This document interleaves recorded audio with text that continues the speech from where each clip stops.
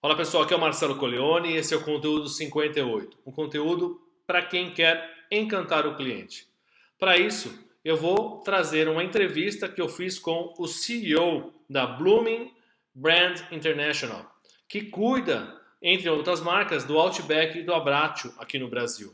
Ele vai mostrar como ele se relaciona com os clientes, como ele encanta os clientes. Vale muito a pena assistir essa entrevista. Para isso, antes disso, na verdade, pedidinho tradicional. Se inscreve aí no meu canal, por favor, me ajude a divulgar esse conteúdo para mais pessoas. Ative o sininho de notificação e aquelas coisas todas que você já conhece. Compartilhe, ajude a divulgar esse conteúdo para mais pessoas. Curta a entrevista com o Pierre aí, que é muito rica. Bom, Pierre, seja bem-vindo, muito obrigado por participar, me ajudar a divulgar conteúdos nesse canal que já está há um ano. E você é uma pessoa muito experiente, você vai se apresentar para as pessoas saberem quem é o Pierre, quem é essa figura que está do outro lado aqui, conversando comigo, que vão aprender muito com você, eu tenho certeza.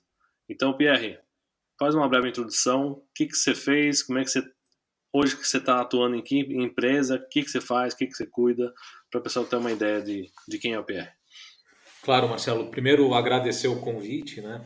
Sempre bom estar conversando com amigos, Uhum. né? Então, a gente se sente bastante à vontade. Já a segunda conversa que a gente tem, a gente fez uma live há muito pouco tempo. Então, resumidamente, né? Eu sou no fim do dia, eu comecei minha carreira sendo estagiário numa empresa de entretenimento, né? Que era uma empresa investida na época pelo GP Participações, que acabou virando 3G. Começou com o projeto do Play Center, acabou se transformando em Great Adventure e Hopi Hari, aí começa a minha carreira realmente em gestão de operações, né, de operações com mão de obra intensiva, com muito contato, né, B2C direto, contato quente direto com consumidores. Tive uma passagem, depois de 9 anos nessa jornada, pela CSN, onde eu cuidava das matérias-primas estratégicas, mas eu sentia muito falta de gente. Uhum. Então, depois de 2 anos, eu decidi voltar, né, para o setor, fui trabalhar na GRSA. Na GRSA, eu fui conduzir a área de varejo em terminais de passageiros. O primeiro grande projeto foi o terminal rodoviário Tietê, e aí também a gente acabou quebrando os monopólios de serviços de alimentação em aeroportos. Esse negócio cresceu muito, também foram muitos e muitos anos. Cuidei na GR também da área de serviços, né? E aí você conhece bem Porto Trombetas, né, em Uhum. locais remotos, tinham mais de 600 homens, onde a gente cuidava desde a alimentação até o caçador de onça, obviamente veterinário que apenas tranquilizava Sim. o animal que ia aos restaurantes buscar alimento. Depois, também foram quase 9 anos, eu fiz uma transição de carreira, sempre no setor direto consumidor, fui para a Saraiva, né, indústria de livros e um varejo de eletrônicos muito pujante, mas em disrupção, onde eu fui cuidar da área, era o COO, responsável por toda a operação de lojas e a operação sem distribuição do e-commerce. Então eu vi nascer esse negócio, essa maluquice, né? E aí, depois de um tempo passado, recebi um convite para voltar para um caso interessante de alimentação, que sempre foi minha paixão, e fui tocar IMC, a marca proprietária de frango assado, Viena, Olive Garden, dentre tantas outras marcas amadas. E fui surpreendido, né, depois de um tempo, com um convite inusitado para me juntar e ser o responsável pela Blooming Brands no Brasil, onde eu estou hoje. A Blooming Brands é a marca dona e operadora do Outback, do Abbraccio e agora do Ozzy Grill. Acho que da última vez que a gente conversou você não sabia do Ozzy Grill, que é uma marca 100% nativa digital, onde a gente usa as nossas cozinhas de Outback e Abbraccio como dark kitchens. E hoje já são mais de 70 unidades, então crescimento realmente exponencial e rápido. Uma Na marca pandemia, né? Isso na na pandemia. pandemia, É. exato. E então é isso. Hoje eu estou CEO, né, responsável por essa marca maravilhosa, 4 anos, apaixonado pela cultura, pela forma que a marca respeita o consumidor, porque é muito fácil falar que você tem uma postura de cliente-centrismo e, na verdade, você não reflete isso no dia a dia. E o que eu aprendi, daí a gente começa as conversas, é cliente-centrismo, né? Começa quando você cuida das suas pessoas em primeiro lugar. Uhum. E aí, acho que esse assunto tem uma extensão e uma beleza enorme do efeito de quando você cuida das suas pessoas, elas acabam de verdade cuidando da própria organização, né? E crescendo, e aí a magia e o círculo virtuoso acontece. Acho que foi isso, eu tentei usar minha síntese em pouco tempo. Não, mas carreira tem que explicar, ué. Você já navegou bastante. A gente conversou há pouco tempo atrás. Já tem uma empresa nova, eu nem sabia. Né? Então, Então, é o dinâmico. Ozigri é uma marca nova, né? Mesma empresa com marca nova. Sim. Vale a pena experimentar quando você estiver em alguns lugares, não tiver em Poços, estiver Acessível ao Outback, essas coisas, entendi. perto de um Outback Abrat, você vai ver, a gente já está, maioria dos estados do país. E é muito curioso, porque a gente entrou essa pandemia, né, Marcelo, com basicamente operações físicas, a gente já vinha investindo em delivery, mas no dia que a gente fechou, das 120 e tantas operações que eu tenho hoje, só 40 tinham delivery. Uhum. O nosso plano, né, como a gente sempre gosta de fazer com muito cuidado e muita diligência, era em 10 meses escalar para organização como um todo o delivery. Entendi. Só que quando a gente viu a pandemia, a gente fez em 15 dias o que estava programado para se fazer em 10 meses. E hoje a gente sai, né, e a gente acredita de verdade com a vacinação acelerada, que a gente está vendo, a gente está no processo né, é o início do fim da pandemia de verdade. A gente no dia de hoje já está com as mesmas 120 e poucas operações e mais 215 operações de delivery. Então a empresa sai muito maior e mais forte com um negócio, para você ter ideia de volume, que faz em média 100 mil entregas por semana, Nossa. né? Então estamos falando em média 400 mil entregas no mês. A gente já chegou no pico dos lockdowns a fazer meio milhão 500 mil entregas no mês, que é um e-commerce de respeito já. Sem dúvida, sem dúvida. Não, e as marcas são muito fortes, né? Sem dúvida. E essa tua experiência, quando você fala assim de cl- cliente no centro, foco no cliente, aquela coisa que a gente está acostumado a ouvir falar, e ele começa internamente pelas pessoas. Né? Eu já vi alguns podcasts, sigo algumas pessoas que realmente fortalecem isso. Ó. Quem é a base para a construção de conexão com o cliente é o capital intelectual da tua empresa. Não é só o seu, o dono, o CEO ou a área comercial. É a empresa como um todo. Quando ela respira isso, ela é diferente, certo? Exato, é uma mistura de cultura muito forte. Então a gente vive, eu brinco, né, que a companhia não é uma empresa, a gente é uma seita. Uhum. Porque a cultura é tão forte que a gente respira e toma decisões baseadas nos nossos princípios e nas nossas crenças. Isso desde o dia um. É assim que nasceu e é assim que a gente mantém. É claro que você vai se adaptando às realidades e vai pivoteando a forma de entender, e você vai entendendo principalmente jornada do consumidor e como os pontos de contato e os pontos de encantamento funcionam, mas antes disso você tem que ter a sua turma 100% engajada e tem que acreditar e tem que entender o significado daquilo que eles estão fazendo. Por que que é importante? Sim. Né? E o que que as pessoas, né? Por que que as pessoas querem fundamentalmente, Marcelo, e essa é a minha experiência, fazer parte de um time, né? Mas elas querem fazer parte de um time que elas tenham de verdade orgulho de fazer parte, Uhum.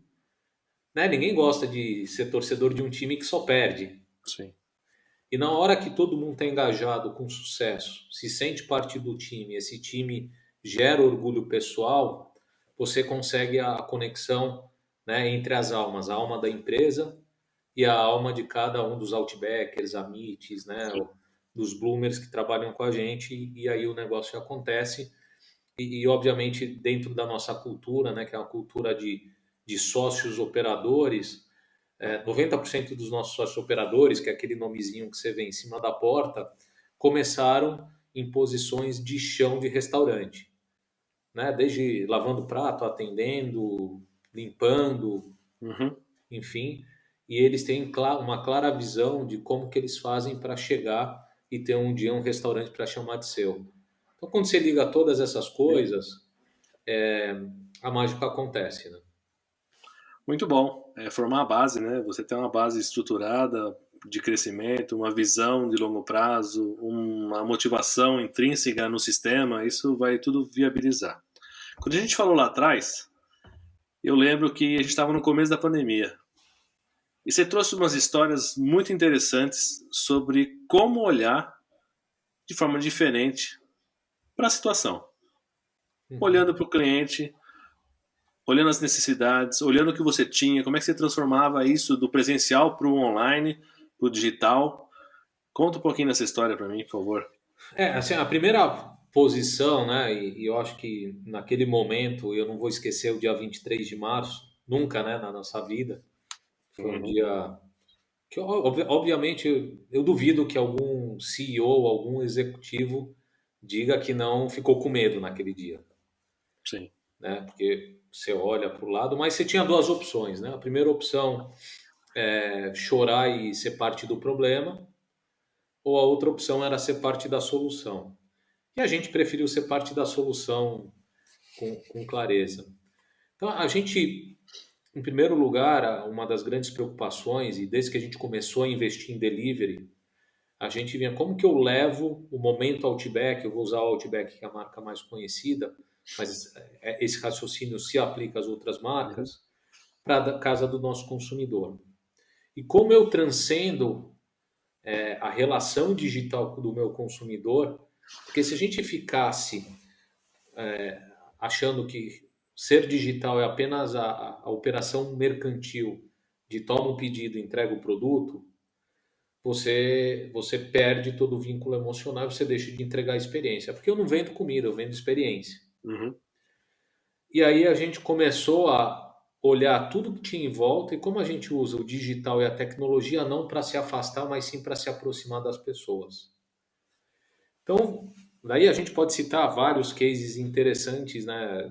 Desde o nosso engajamento com a comunidade, a campanha que a gente fez naquela época de ovos de Páscoa, que você deve lembrar que a gente tinha recém-produzido ovos de Páscoa, e a gente, ao invés de vender, a gente doou os ovos de Páscoa aos pequenos comerciantes no entorno, Uhum. e com isso a gente conseguia gerar não só tráfego para ele para a compra dos ovos de Páscoa, mas venda adicional, e também a gente falou com a comunidade dos profissionais de saúde para agradecer todo o empenho e estar lá na linha de frente, lutando, que era meio óbvio, né, de Uhum. estar fazendo. Acho que toda a companhia deve, todo ser humano deve um agradecimento aos profissionais da saúde até hoje, aos cientistas e a todo mundo que estava na linha Sim. de frente.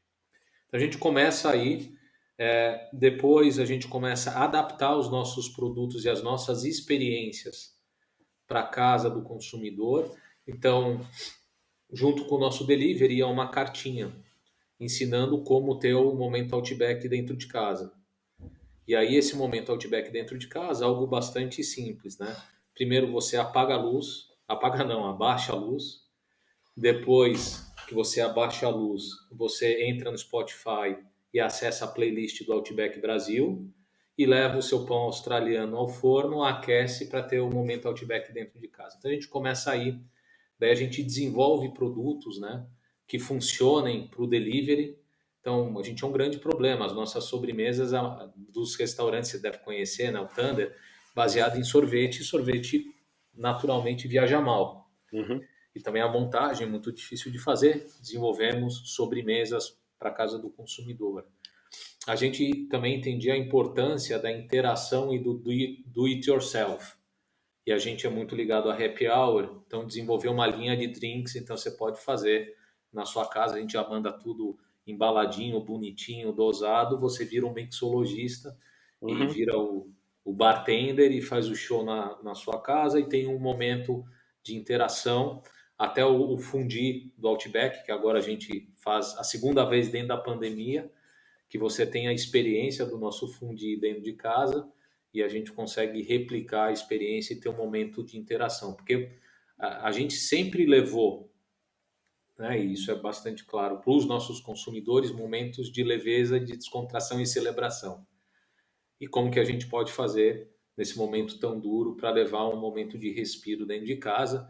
E aí, puxa, foram várias e várias coisas. Outra coisa muito bacana que a gente fez foi o nosso chopp, né? Como eu levo a experiência do chopp do Outback para casa do consumidor. Então a gente desenvolveu um growler, né? E esse growler vai dentro de um saco de gelo e chega o chopp fresquinho, gelado na casa do consumidor de maneira excepcional. Então, essas são algumas coisas e a gente continuou tendo interações, né, e com os consumidores através de ações digitais.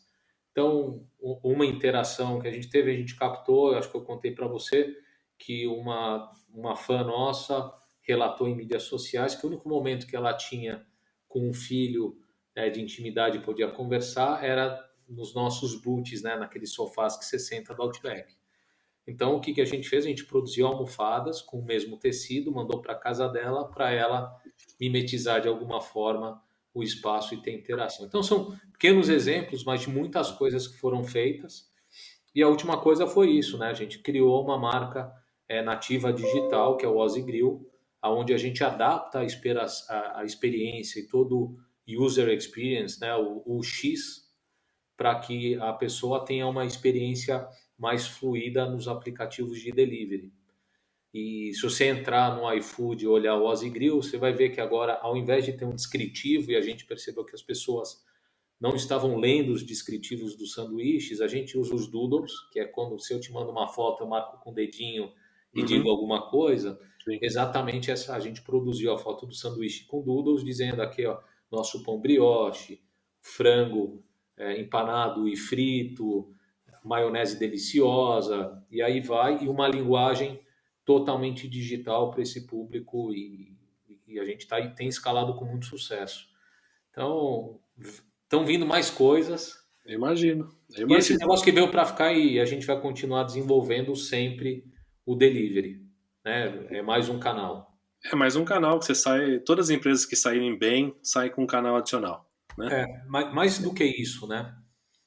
Você pega o mercado de food service, o mercado de food services ao redor de 200 bilhões. Vamos ver quanto que vai ficar depois dessa crise. Mas você subdivide ele em dois grandes mercados, submercados, né?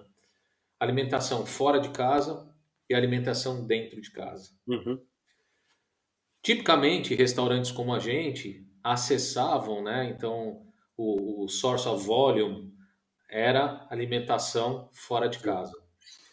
Com o delivery, você cria, né, e você penetra no mercado de alimentação dentro de casa.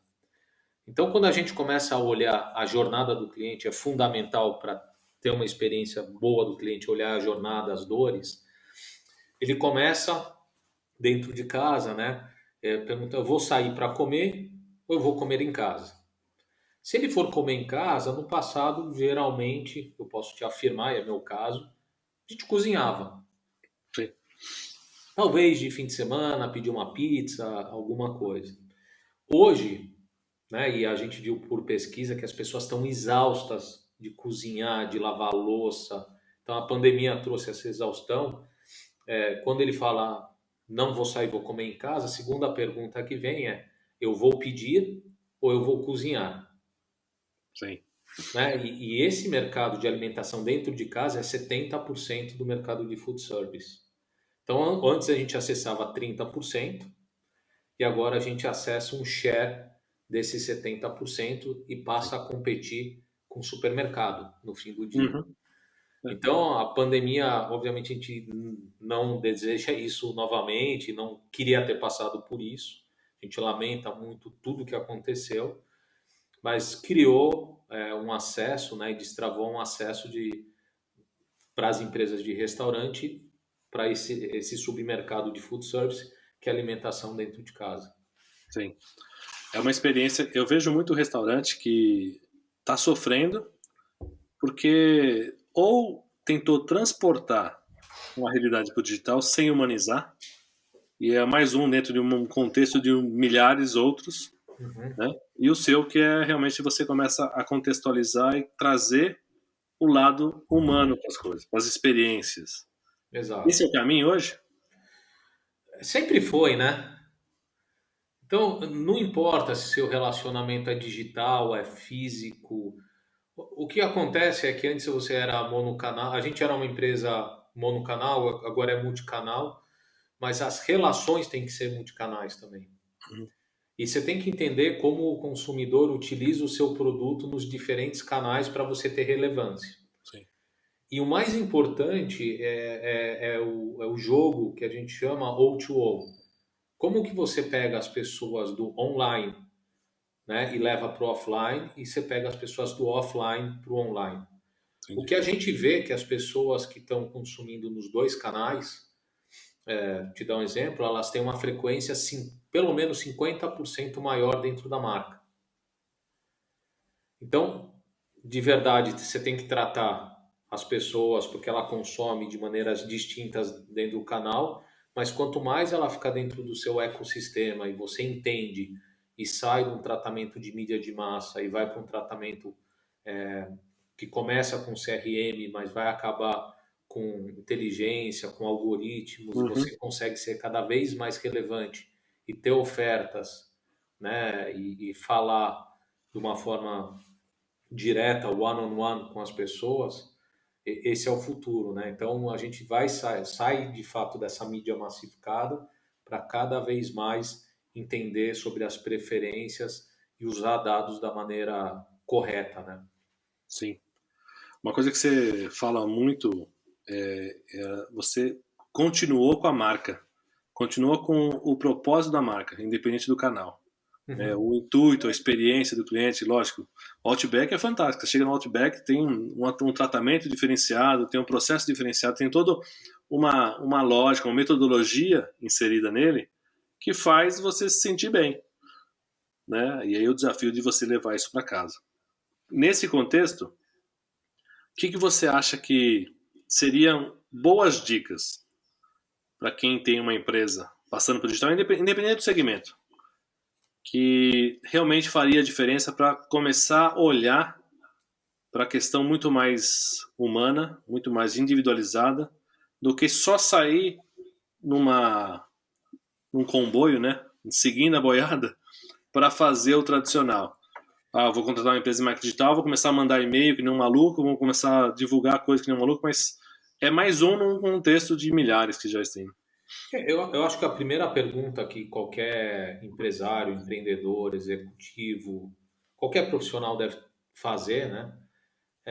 O que que aconteceria com o mundo se esse negócio não existisse? O que que o mundo perderia, né? Para de fato entender qual que é o propósito da empresa, né? Qual que é a Uhum. razão de existir do negócio. Então, e aí você entende a alma do negócio. E a gente tem bastante clareza o que que o mundo perderia se o Outback não existisse. Uhum. Né? Isso é muito importante, é um exercício dolorido de fazer, mas que te dá muita lucidez para traçar. A segunda coisa é entender a cultura, né? Entender o, o que faz a marca viva. E tomar muito cuidado para não ter comportamento de seguidor e sim comportamento de líder.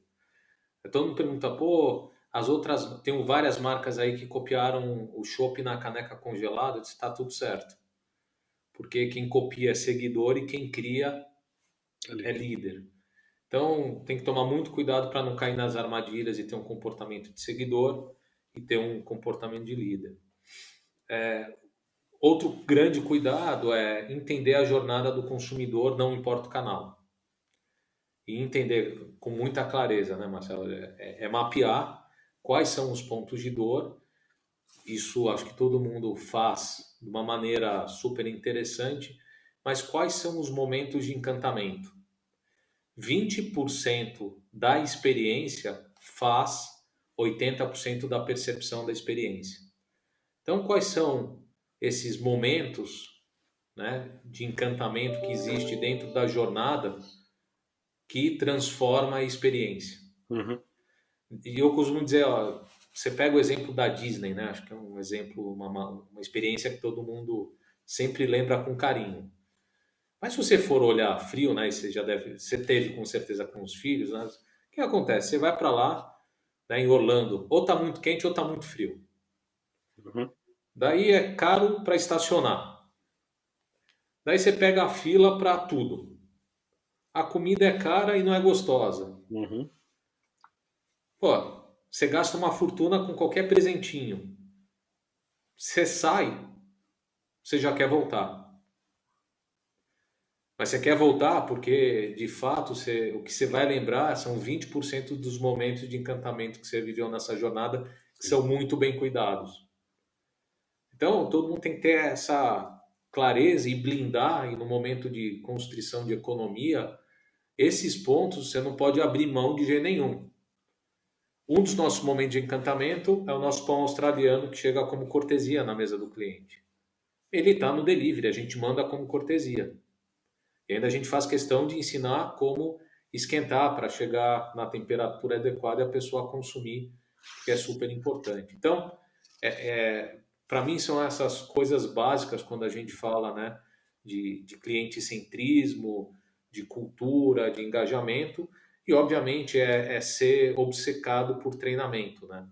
O nosso negócio é treinar, treinar, treinar, treinar, treinar e achar, quando você achar que está bem treinado, treinar um pouquinho mais. Sim. Fundamental, né? Deixar todo mundo alinhado. Alinhamento é básico, né? E o alinhamento vem de você orientar as pessoas, capacitar as pessoas, dar subsídio para que as pessoas possam fazer o melhor. É isso. Pierre, muito obrigado, cara. Valeu mesmo. Quando precisar. Daqui a pouco nós vamos gravar a terceira, não tô brincando. Mas obrigado pelo apoio.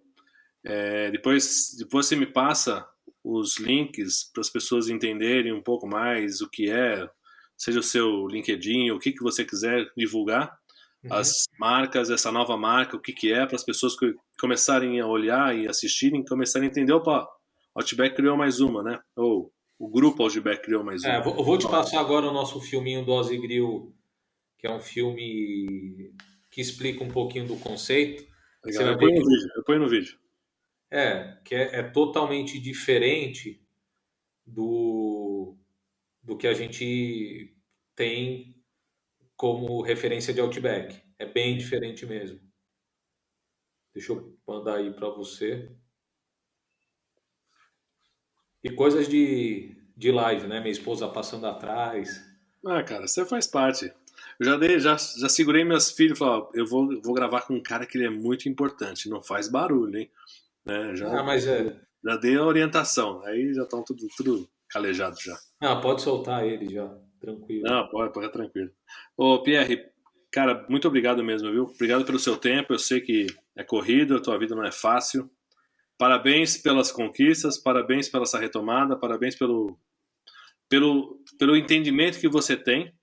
Eu acho que o Outback ele traduz muito isso, todos os restaurantes, todos os negócios que você cuida, mas o Outback ele tem uma característica bem interessante e você conseguiu, de fato, junto com todos aí, a tua equipe, aproveitar esse cenário e sair bem com ele. Isso é muito legal. Dá uma olhada aí no seu WhatsApp. Deve ter caído agora.